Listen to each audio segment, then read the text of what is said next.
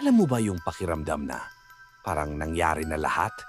Yung naglalakad ka sa isang lugar at bigla kang kinilabutan kasi sigurado kang nakita mo na to pero hindi mo maalala kailan. Ang tawag diyan ay deja vu. Sabi ng ilan, glitch daw yan sa utak. Pero may mas nakakakilabot na paliwanag. Kapag nagkaka-deja vu ka, ibig sabihin may ibang bersyon mo sa ibang mundo na nagawa na ang eksenang yan. At ngayon, humahabol ka sa tadhana na naulit mo na dati. Kaya minsan may mga pagkakataon na bigla kang napapahinto.